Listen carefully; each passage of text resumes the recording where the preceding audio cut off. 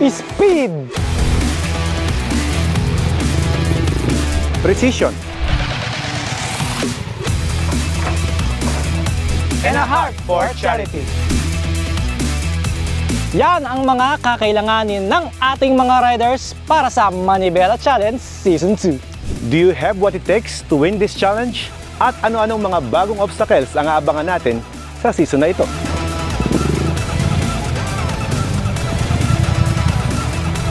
Yan ang aabangan natin dito sa Manibela.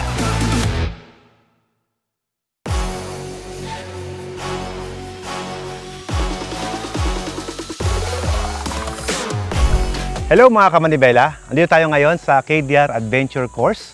At alam ba bro kung bakit tayo dito ngayon? Merong akong konting idea, pero ang pinaka gusto kong malaman is ano ba yung bago ngayon at ano ba yung aabangan nila sa ating next challenge. Good question brother. At ngayong araw ipapakita natin sa ating mga kamanibela ang ating mga bagong obstacle course at ano ba yung mga bagong rules na ating nilagay sa ating season 2 ng Manibela. Oo, mukhang mas challenging yung ngayon. Kasi parang yung last time kasi medyo kung ako sasali, kakabahan ako. Tsaka ngayon, mas kapanapanabik siya dahil may bago daw eh. Yes, maraming bago ang makikita ang mga kamanibela natin this season. So para sa season na to, ano ba yung mga bago? Or meron bang bagong rules na in-apply dito para mas challenging? Saktong-sakto yung tanong mo para malaman mo rin bro Reed. At para malaman din ng mga viewers natin, panoorin mo to. Do you have what it takes to conquer the Manibela Challenge? Here's your roadmap to victory. The clock is your greatest rival, but your speed and precision are your keys to winning. At the end of the run, your final score will be based on your overall performance and time. The challenge features 7 categories, giving every rider a chance to find their match. A rider can join a maximum of 2 categories. Participants registered in the team category will automatically qualify for the Ultimate Adventure category. Only street legal adventure and off-road capable big bikes are allowed, except for the dirt bike category. However, dirt bikes must meet the 400cc minimum displacement. Gear up now and bring home the ultimate trophy. For more detailed mechanics and general guidelines, make sure to follow Manibela official social media accounts. This is the Manibela Challenge Season 2, where speed and precision pave the way to victory and charity awaits at the finish line. Hirap pala niya ngayon. Grabe. Wala akong masabi. Wow. At pagdating sa mga categories, mas maging flexible na yung ating challenge ngayon. Dumami dahil Oo. 7 different categories Hindi na yan. Kanya kaya lang hanggang 2 category lang ang pwede mong salihan. Oo. Oo, kunyari pumasok ka ng 1,000 hanggang 400, pwede ka mamili sa 2 yan. Pero bukod sa mechanics, system at allowed bikes natin, nakita mo na ba yung bago nating obstacle? Nasilayan ko lang, pero mukhang meron akong nasisilip na bago dito eh. Ang daming bago. Ano ba yung mga bago ngayon? At good point. At ngayon, hindi lang basta makikita mo yan, kundi masusubukan din natin sa episode na to. Naku po. Na-try mo na ba yan? Hindi pa din. Kaya tara, pakita natin sa mga kamanibela natin. Sige.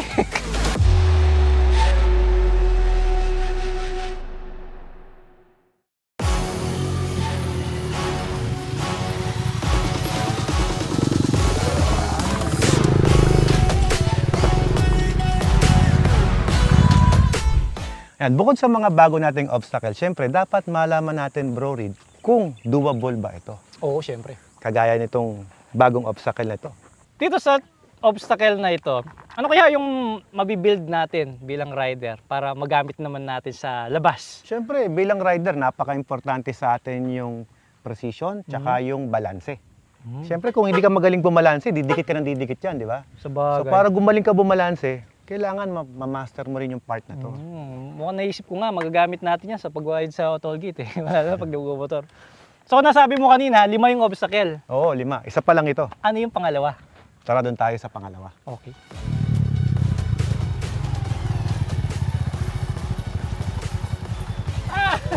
Mabagal eh. Mabagal siya.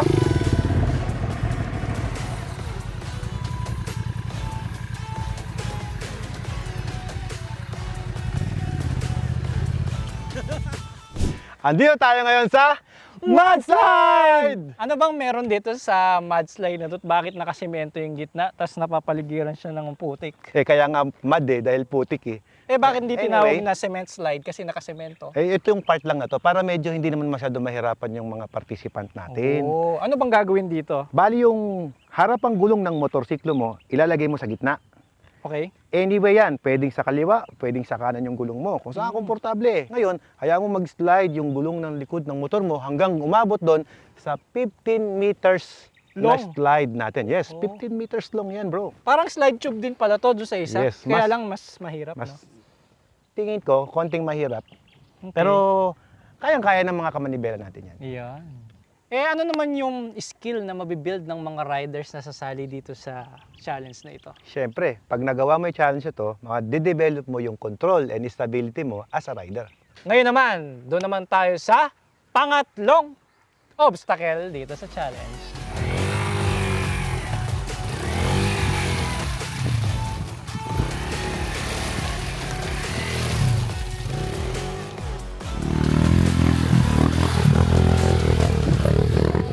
Etong pangatlong obstacle, bro, Oh. master mo na to. Oh? Oo. So advantage ko to? Advantage mo yan. Oh, bakit? Oh, tignan mo naman kasi, oh. Wow! Yeah. Ang laki ng van, kulay puti ba? Palagi mong ginagawa yun. Eh. Ano bang gagawin dito ng mga challenger? Kasi Ito yung bakit van?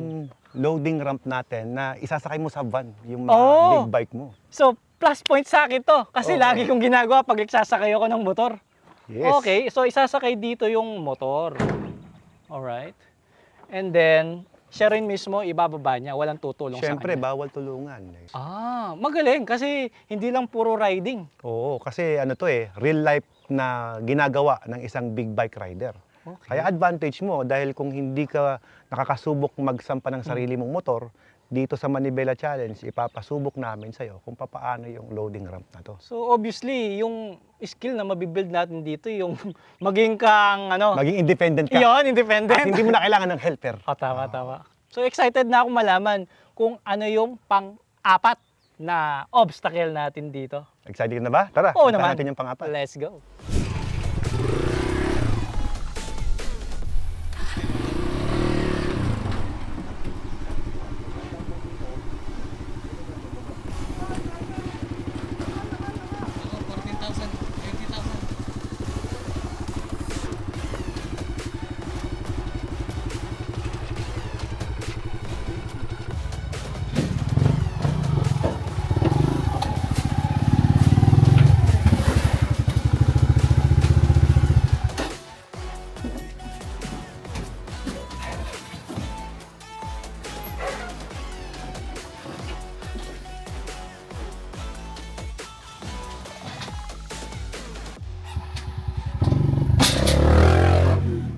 Ito naman yung pang-apat sa 5 obstacle natin, bro. Ito yung tinatawag nilang log hop. Tama-tama, magagamit ko dito kung sakali masasali ako. Yung mga tinuro ni Coach Mel sa akin, yung pag-wheelie, eto na yun eh. Kasi Dapat pipilihan mo ng konti, no? Wheelie. Oo. Oh, konti lang. Konting wheelie. ganun. Baka sumobra eh. So dito naman, bukod sa, syempre ma-apply mo yung pag-wheelie dito. Ano pa? Yung improve Bali, natin? dito sa log hop, may improve natin dito yung throttle control, clutch control, body Ah. position, at saka yung balance. So marami tayong matututunan dito sa log hop. Pero kasi sa mga kalsada natin, kung saan lugar tayo na pupunta, merong mga obstacle kasi na biglaan. For example, Ah. putol yung kalsada. So Oo. paano mo ngayon rarampahin yun gamit ang motorsiklo mo? So Tama. syempre, hindi natin masabi kung anong klase yung mga daan na mapupuntahan natin sa bawat pagbiyahe natin. Para ready ka sa decision Yes. making, pwede mong i-throttle or pepreno ka. Yun. Eh, no? Oo. Ang dami natin pwedeng matutunan dito. At eto na nga, ang ating pang-5, bro. Pwede ba natin Syempre. puntahan? Tara, pinakalas. puntahan natin yung Yung pang-5. bagong obstacle natin, tara. Ako, balita ko, mahirap daw yung pang-5. Naku po. Syempre, hindi lalagay sa pang-5 yun kung madali lang. Oo, tama. Oh. Sino Ayan, ba kasi nag-arrange nito? Engineer! Engineer!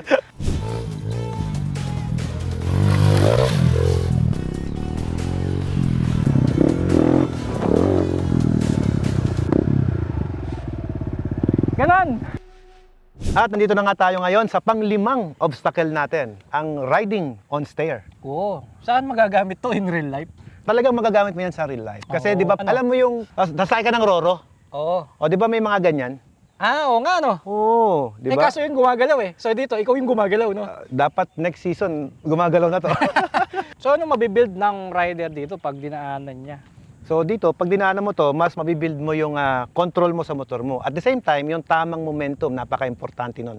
At syempre, bukod sa mga bago, meron pa tayong mga in-improve na mga obstacle dito sa ating obstacle Yung mga course. dating obstacle, Yes. iniba nila. Hindi iniba. Technically, in-improve lang.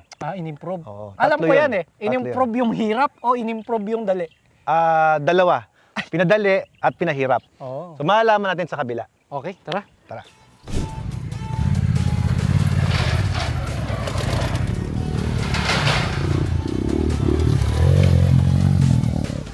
Ito bro, ano to? Ito bro, yung tinatawag nating balance plank bro. Okay, so Yan. anong gagawin ng rider dito? So yung rider dito, dati, nung first season natin, Mm-mm. 10 seconds lang, pasok ka na. Ngayon, Yes. dinagdagan natin. Naging 20 seconds na siya. So you mean kailangan daanan nila to sa loob ng 20 seconds? Yes. Pero mas mahaba dapat to compared Hindi. sa dati? Hindi. Mas challenging kasi kapag mas matagal ka dito. So same yung haba niya, pinahaba lang yung oras? Yes. Oh, mas mahirap yun kaysa sa dati. Of course, syempre. Kaya nga, sabi ko nga sa'yo, level up eh. Oo. Ito sa in-improve natin at meron pa tayong mga in-improve dito.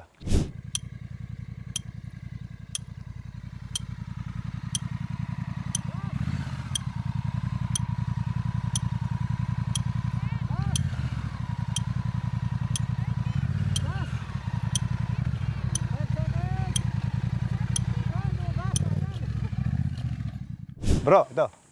Ano to? Bali, ito yung tinatawag na rope around the barrel. So dapat iikot ng ganyan. Yes, iikot ka lang ganyan. Pwede bang baliktad yung ikot dito? Kahit anong direksyon, pwedeng pwede bro. Approximately ilang ikot to? Hanggat maubos mo yung tali. Yung bilis ng motor. Bahala ka sa bilis, pwedeng mabilis, pwedeng mabagal. So pwedeng kanan, kaliwa. Pwede. Kaliwat kanan, bahala ka. Tapos Saan mo pagka sasabit ngayon? nayakap na, ikot na ako dito. Yan, exit ka na. Bye! Very good. Ang galing na estudyante natin.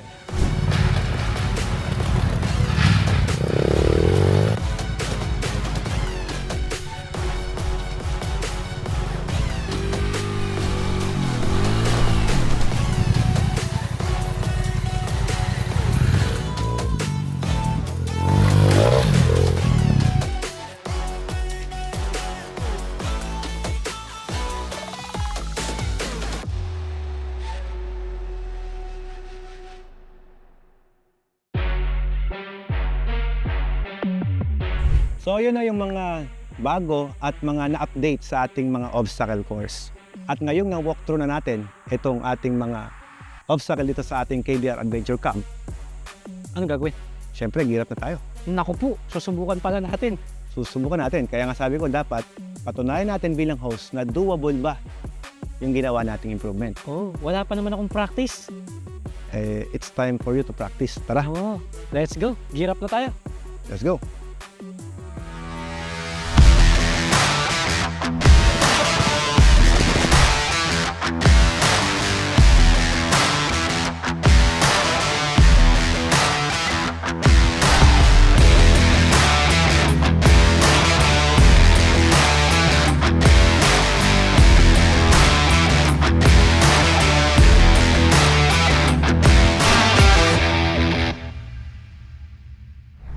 Okay, let's go.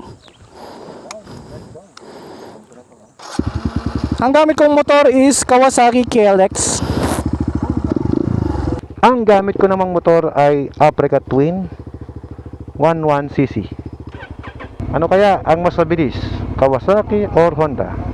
So, ang first natin is saan? Doon sa hagdan, no? O, sige. Tara, subukan natin. Alrighty, let's go.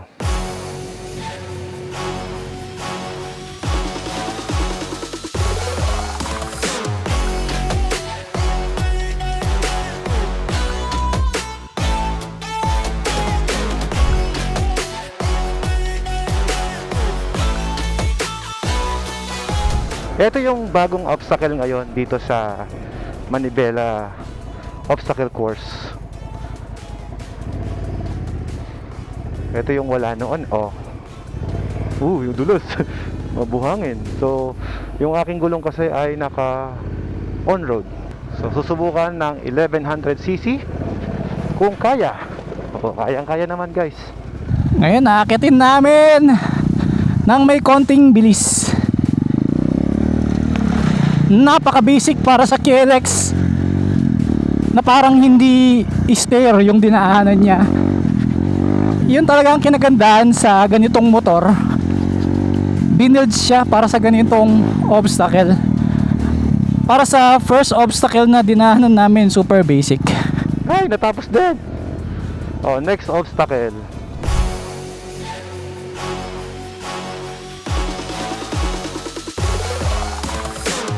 Ngayon naman dadaanan natin itong nakatumbang troso. At for me, kayang-kaya ng motor to. Di ba? Super dali niyang daanan. Nag-wheelie ba? Nagawa naman, ayos na yun. Importante magawa.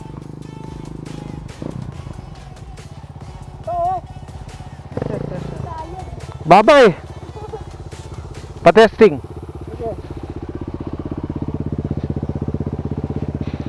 Ako, liit naman ito. Ay, kina-clutch pala. Oh, ano yan? 1 down, 7 up. Ang hina. Ang hina ng motor. Ayaw pumawer eh. Pero at least natawiran mo. Ah.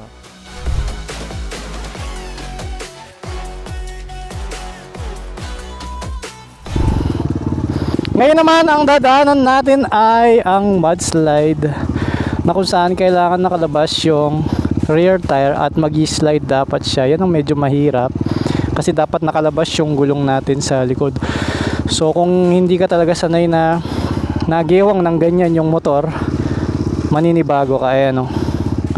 'Di ba? Nag-slide siyang ganun. So susubukan natin ngayon at talagang madudumihan ka na dito. Okay, so nakapasok na yung rear tire. Ang gagawin na lang, mag-slide tayong ganyan. Pero dapat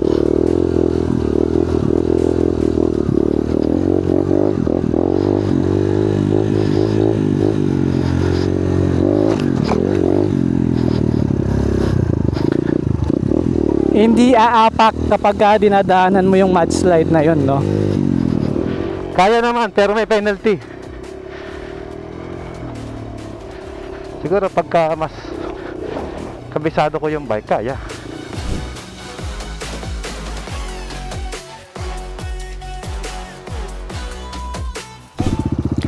Ang next obstacle naman is kailangan masampa natin ng mabilis dito sa van yung motor.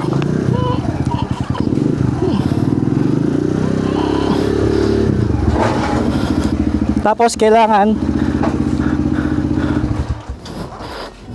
mababa rin siya mag-isa ng mabilis.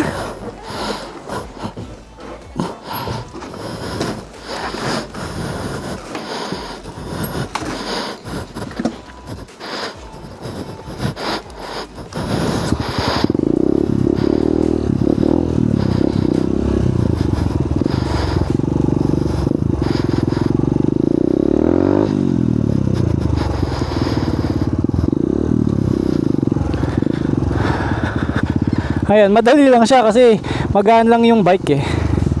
So dito kasi, subukan naman natin yung loading ramp.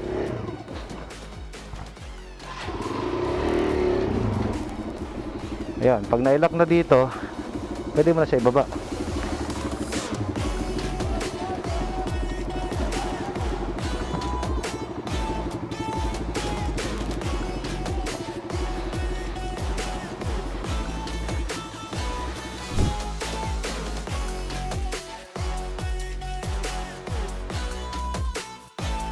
Ang next naman is balance plank, pero dadaanan ko lang sandali ito.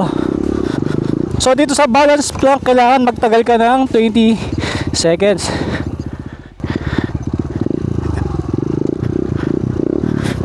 Ayan, penalty ako.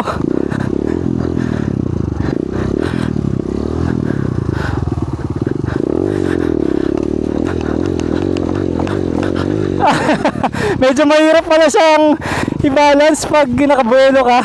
Kailangan kasi mabagal lang, no? Pero ayun, safe naman siyang daanan. Kailangan lang talagang mabagal yung approach, no? Hindi lang puro speed dito like yung ginagawa ni Alfred. Kaya lang pag mabagal, ang hirap na niyang i-balance. Ayan, no? Ayun, nalaglag na yung front tire, so penalty siya niyan. Hindi pwede yung mabagal ng tuloy-tuloy. Kailangan may buwelo muna, tas preno. Tas matutumba na, breno. Tas preno. Ganun. Parang gagamba na kanabok na. Oo. Parang ganito.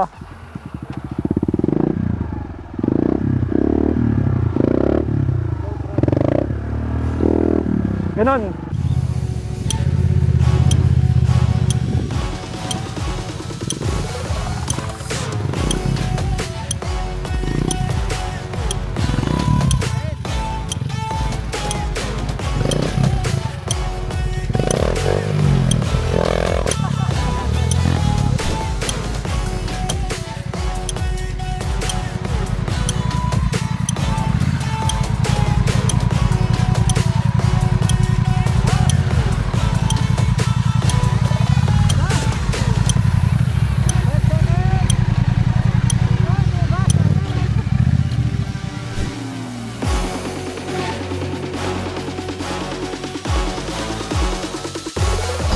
Okay, dito tayo ngayon sa wire buzzer. So dadaanan natin ito na hawak natin ito. Tapos release clutch lang. Hayaan lang natin yung momentum hanggang sa makarating tayo dun. So dapat hindi aabot sa wire ito.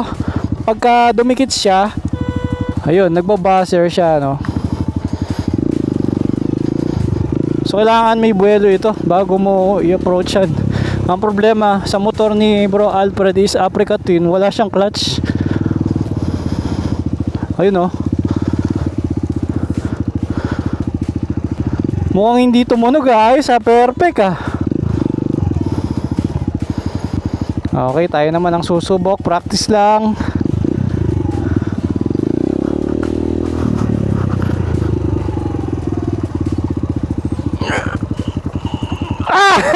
Mabagal eh.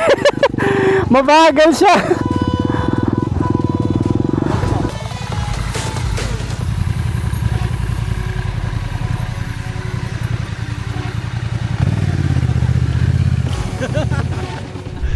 Yan, natapos na nga natin yung ating bagong 5 obstacle. Bro, saan ka ba medyo, sa palagay mo, na nahihirapan ka? Dito sa may buzzer, kasi kailangan condition pala yung motor mo, hindi porket magaling ka nang mag-balance. Kailangan kasi maangkop yung RPM para pag bitaw mo ng clutch, hindi siya mamamatay pagka nagbabalance ka ng Kailangan din yung tamang timing at momentum, no? Pero ang maganda dito, pwede siyang ikutan na lang. Kung nahirapan ka sa kaliwa, sa kanan pwede. Oo. Magsasacrifice lang yung time mo. Oo. So, Kumbaga, may ano naman, may solusyon naman Oo. para at least kahit paano ay hindi ka naman masiro sa obstacle na yan. Eh, sa pinakamadali naman, ano sa palagay mo yung pinakamadali? Yung hagdan. Kasi alam mo, lagi akong nalalate sa school ko nun. So, malaking bagay sa akin yan para pag nalate ako, irampa ko kaagad sa building namin. Praktisado ka na pala doon, ano? Yes, so lagi akong late nun, yun yung ginagawa ko dati. De, joke lang po. Madali lang kasi yon, dadaanan mo lang. So, magiging mahirap lang siya kapag binilisan mo kasi pwede So, sa'yo pala bro, kapag ikaw ay pupunta ng Mindoro, Marinduque, yung mga Roro pala natin ay baliwala na sa'yo kasi mga ganyan yung dadaanan. Yes, doon. hindi pa ako malalate sa Roro. Yun. Kasi praktisado na sa eskwela pa Kumbaga lang. may tamang application naman sa bawat Yes. obstacle na pinagawa natin dito sa Manibela Challenge. Tsaka na-imagine ko nga yung mga obstacle dito, naranasan na natin yan eh. Mhm. Like yung pagsakay doon sa van, Oo. di ba ikaw merong kang van na malaki? Oo, kinakarga ko din doon eh. So big advantage pala sa iyo yun. Pero pag Oo. first time, medyo mahirap din. Pag eh. first time mo, kaya dapat mag-practice na rin kayo ng mga paglo-load. Oo. Tsaka One yung question. sabi mo nga, speaking of motor, dapat niready mo rin yung motor. Eh ako, yung motor ko, bago kasi. So wala talaga siyang traction sa off-road. Pero kaya naman. Kaya niya. Pero syempre, magiging malaking disadvantage yun sa akin bilang kung magpa-participate ako. Eh, matanong ko lang, pwede bang mag-practice yung mga participant dito? Hindi. Mag-open pala bro ang Manibela Challenge Season 2. Sa mga gustong mag-try, pwede silang mag-try. Pero limited time lamang. Oh, at least pwede. At least pwede, di ba? So don't miss. Kasi sayang din yung pagkakataon na mapraktisan ninyo. Yon, tips namin sa mga sasali dito sa ating Manibela Challenge Season 2, dapat maging handa po kayo, physically fit. At the same time, yung motor niyo, i-ready nyo po. Huwag po kayong magtipid pagdating sa gulong. Dapat siyempre may kapit. Kahit paano ay maging safety rin sa pag-ride dito. At ako as a rider and as a host sa event na to, sana i-enjoy lang natin at kumbaga ang isipin natin yung charity na magagawa rin natin sa ating mga chosen beneficiaries. Doon naman sa mga videos na pinakita namin sa inyo, isa yun sa mga mahihirap dito sa obstacle na to. So, at least meron na kayong idea ngayon. Pag sabak nyo dito, medyo ready na yung mind ninyo na ito yung sasabak ninyo. So, the rest naman kasi mukhang kaya naman at ang maapektuhan lang naman yung oras. So, doon natin babalansin yung oras versus yung performance. No?